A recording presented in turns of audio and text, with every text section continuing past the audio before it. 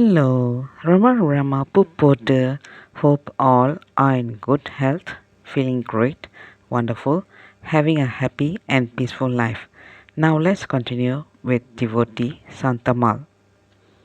Though they would all be served, the ashram workers felt that the crowd was unmanageable one particular year. The decision was made to stop serving food to them. The night this decision was made, Santamal had a dream. She was sitting in Bhagavan's hall when suddenly she saw something like an insect flying next to him. Slowly it became bigger and transformed into a huge red horse with wings. It went first around Bhagavan, then around the entire ashram, finally came back to Bhagavan and then disappeared. The next day, curious as to the significance of this dream, Santamal approached Bhagavan. Bhagavan explained, during the Kartigai festival, the gods and celestials come to Tiruvannamalai in the guise of beggars and sadhus. So, it should be a privilege to feed them. The following morning, Santamal reported this to Chinnaswamy, who immediately arranged to give food to all the beggars and sadhus on those 10 crowded days.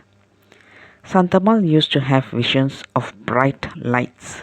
She shares, when I first came to Bhagavan, I saw a bright light like the sun with Bhagavan in the midst of it. Later on, I used to see a light between my eyebrows.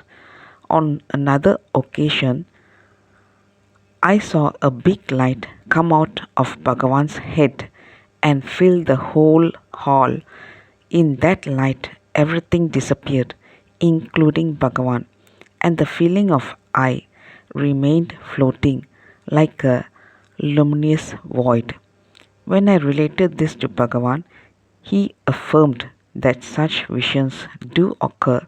He said, to know how one looks, one must look into a mirror. However, the person should not take the reflection to be oneself. What is perceived by the senses and the mind is never the truth.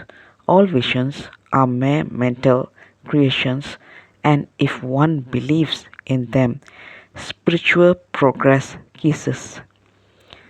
Enquire to whom the visions occur. Find out who is the witness. Stay in the pure awareness, free from all thoughts, and do not move out of that state. Once a person from the northern corner of India came to the ashram and stayed for weeks. On the day of his departure, he stood before Bhagavan and said, Bhagavan, I am going far away and I do not know when I shall be coming back.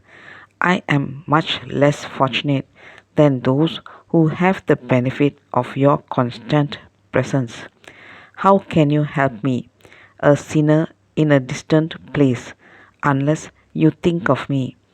I implore you to give me a place in your mind. Bhagavan answered, a jnani has no mind. How can one without a mind remember and even think? So how can I remember for all of these prayers? I shall transmit your prayer to the Lord of the universe. He will look after you. It is realm. Later on, after the devotee had left, Bhagavan turned towards us and said, people imagine that the devotees crowding around a jnani get special attention. If a guru shows partiality, how can he be a jnani? Is he so foolish as to be flattered by people's attention on him and the service they do? Does distance matter? The Guru is pleased with one who gives himself up entirely and abandons his ego forever. Such a man is taken care of wherever he may be. He need not pray. God looks after him unasked. Then Bhagavan gave the example of the frog that lives constantly at the base of the lotus stem in the water. Though the frog is constantly in the proximity of the flower, it is the bee that gets the honey. They fly from long distances, get the honey, and then fly back. They are indeed blessed. Another time, two ladies from the far south came to Bhagavan. One pretended to be the Guru and the other the disciple. When they came to the hall, the disciple spread a huge seat for her Guru and made her sit on it. After going to Bhagavan to get his blessings, she came back to sit in front of her Guru.